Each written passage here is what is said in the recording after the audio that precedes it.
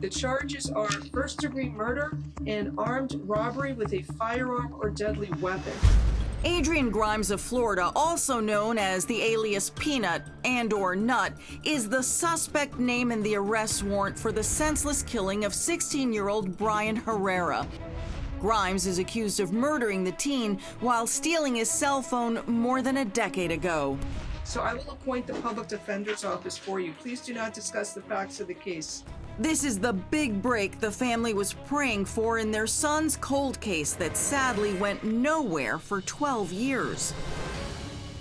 We first heard of Bryan Herrera thanks to an email sent by his heartbroken stepmother, Annabelle.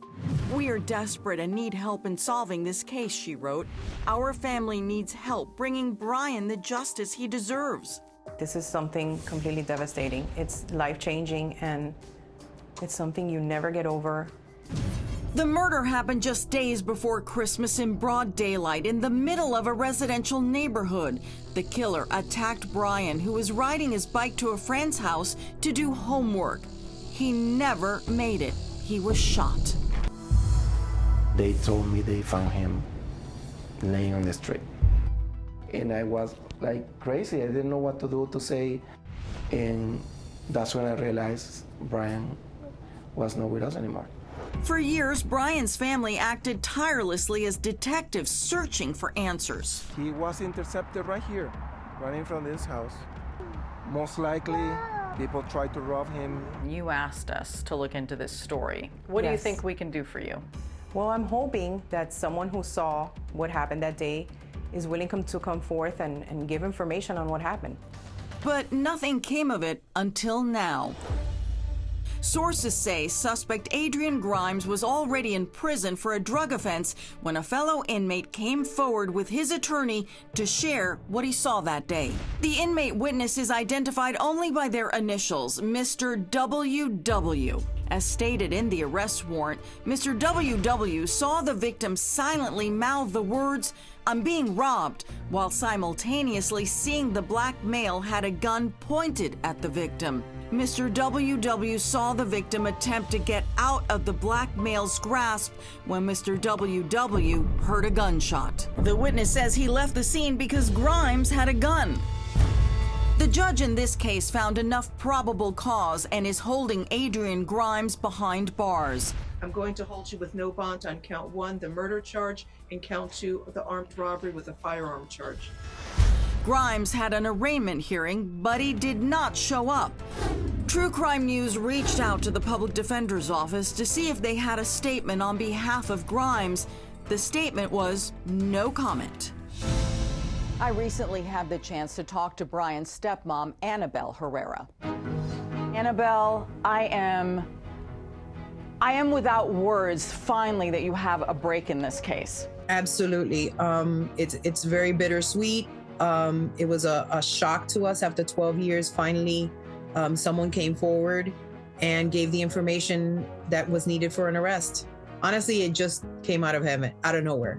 Came out of heaven. So you were in court today, but the suspect decided he didn't want to show up. He just refused to come. He doesn't want to face us. Coward. Yeah. Is there something specific, Annabelle, that was the hardest to hear?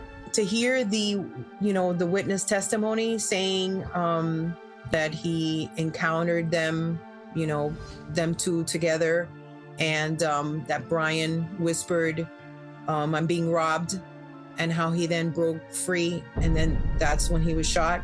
I mean, that was really, really rough to hear, knowing that he must have been so scared in those last moments, and this guy just ended his life, without a thought, for nothing, over a cheap cell phone, because that's all he took.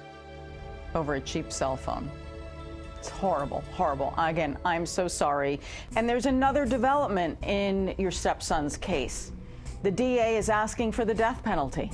They did, but that's another step. What they do is now they have to, it has to go before a committee, and they see if it can be a death penalty case. It is something we want. The committee is the one who makes the decision if it follows within their guidelines. This one is a really, really, really hard one, but for 12 years, you have been struggling and fighting to get answers and hold someone accountable for the murder of Bryan. What advice can you share and give to other families who are suffering like you are? To keep fighting even though it seems, you know, time is going by and you're losing that hope. Don't lose that hope. You know, speak to the chief of police, talk to your detectives, whoever you have to speak to. We've even spoken to the mayor. I even wrote a letter to the president. So you just do what you can. One day you'll pull some heartstrings and something will happen. We still don't know exactly why this witness spoke out 12 years, you know, after, but we're really grateful that he did. And we're grateful that you reached out to us. And thank you for trusting us to tell your family's tragic story. And I'm so happy that there's a break in this case. Absolutely. We're like I said, it's bittersweet, but we are happy that we're finally on the road to justice.